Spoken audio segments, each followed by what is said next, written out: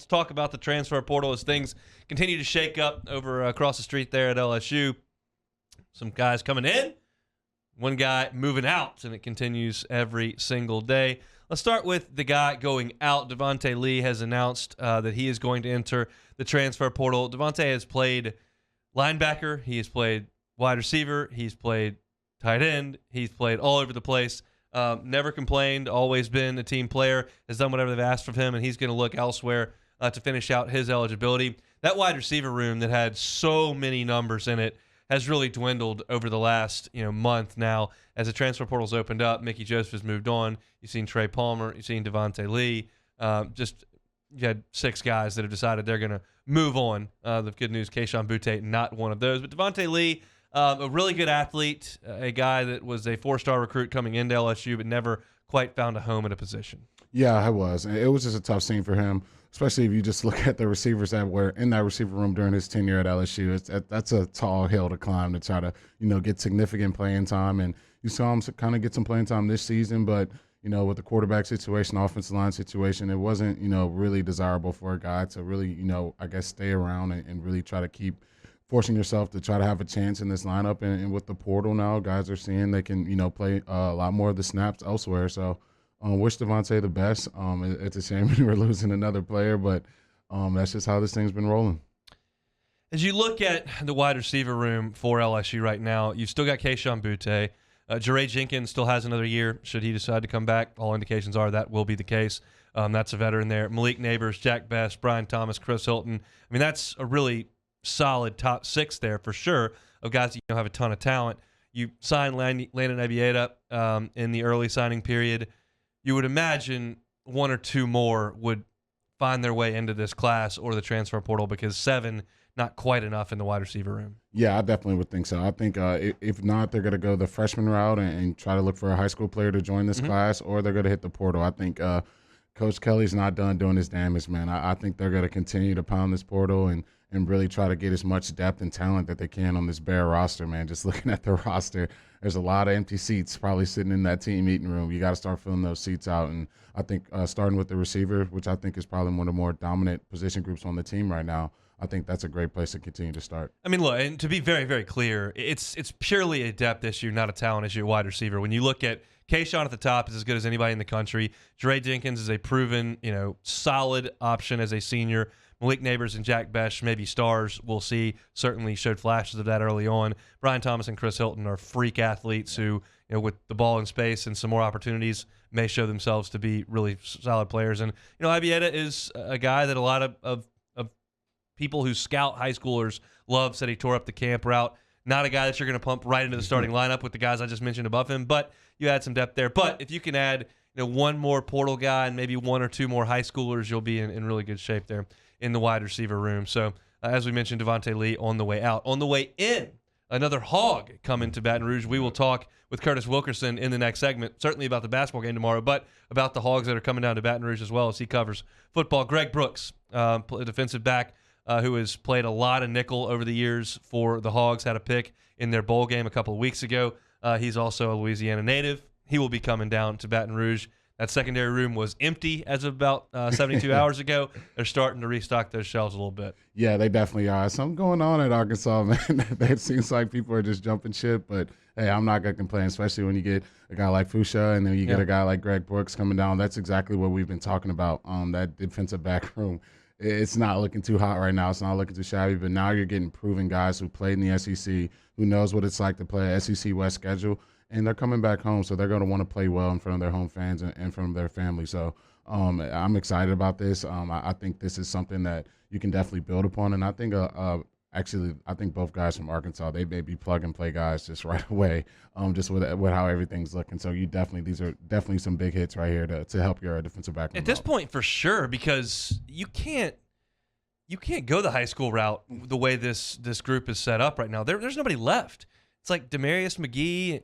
There's nobody left that's played any significant time. So you have to go get guys that have played. And I'm not here telling you that Fusha and Brooks are going to be All-Americans next year. I highly doubt they are. But there are guys who have played SEC football, and the moment won't be too big for them. So I absolutely would expect those 2 guys to be on the field on the first play of next year. And so, you got to you had to go get high major players who are ready. Certainly Garner from ULL is a guy that a lot of people are high on, but we'll see. The Sun Belt moving up, always a tough call. We know these guys can play against Auburn. We know they can play against A&M. They've already done it. So this was a necessity. Again, I think your talent level is a drop-off here from the Fulton, Stingley, Delpit days of 2019, but you didn't have a choice. I mean, the way when Corey left and everybody followed, you had to go get these. So this was mandatory, and they have made that happen. The other addition is Noah Cain, guy that a lot of people around here, if you follow recruiting, should be very familiar with, was a 5-star prospect with Baton Rouge roots, played his final high school days at IMG Academy, went up to Penn State, was an impact player as a freshman, scored 10 touchdowns, had his sophomore year cut short due to an injury, but has been a big part of the Penn State offense over the last 3 years and started a lot of games. He's got good size. He's got good speed. His production's been good outside of the injury. And I think the running back room now, with Emery coming back, with the 2 freshmen from this year, with Kiner and Goodwin, I think that you're in really good shape here as Cain comes in at the running back spot. Yeah, I definitely agree. And that's something that we were kind of worried about with TDP, taking his talents to the next level. And, what's the status with Emery? And then are the 2 young backs, are they possibly leaving? But I think this is definitely something that, to me, I'm starting to really, really like this offense. I think if you can point to 5 starting offensive linemen and get that thing figured out. You look at the skill positions. Barn tight end, there's a lot of talent on this roster. And you get a guy who's played a lot of big-time football in the Big Ten. I don't think the moment's going to be too big for him. And it's another guy who shares the same story as some of these Arkansas cats coming back home. Something about that. You come back home, you want to play well. You want to, do good in front of your friends and family. And I think that's what a lot of these kids are seeing and doing it. And the coaching staff is taking advantage of that. It is what it is, this day and age in college football. There are a lot of people who hate this. And I think there are a lot of coaches, if you listen to them in press conferences, don't like this, that it's just a free agent market once, the season ends. But it's going to give and it's going to take. And LSU has lost a ton of transfers out. They're going to get a ton of transfers in. It's a desirable spot, and it's a place where LSU is going to do very well.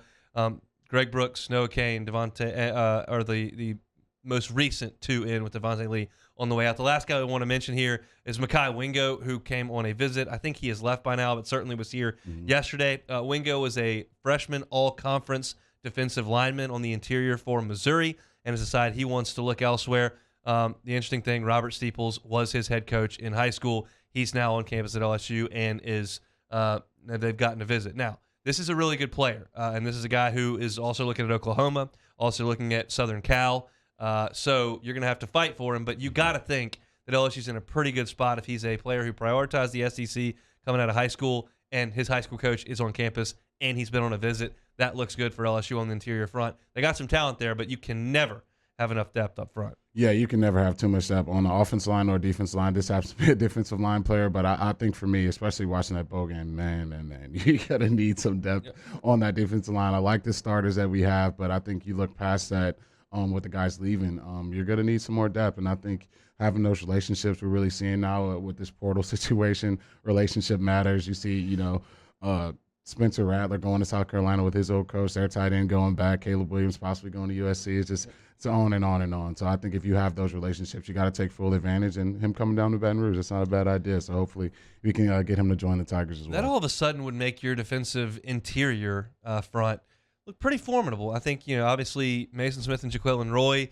have shown flashes of brilliance. It looks like Joseph Evans is going to come back and be in the interior middle. You got Jacoby and Guillory there as well. And then if you had a guy who was an all-SEC freshman performer at Missouri, that's a lot of meat and depth on the interior of the defensive front, which is a great place to start. Yeah, you definitely need that. I think if you look at the linebacker play that we're probably going to have next season, that drop off from Damone Speaking Clark. Of the portal. Yeah, that's I think you can start with the defensive line. The defensive line is wreaking havoc and blowing up plays and getting in the backfield. It just makes their job so much easier, and you don't have to worry about your linebackers having to be so stingy with their run fits and everything of that nature.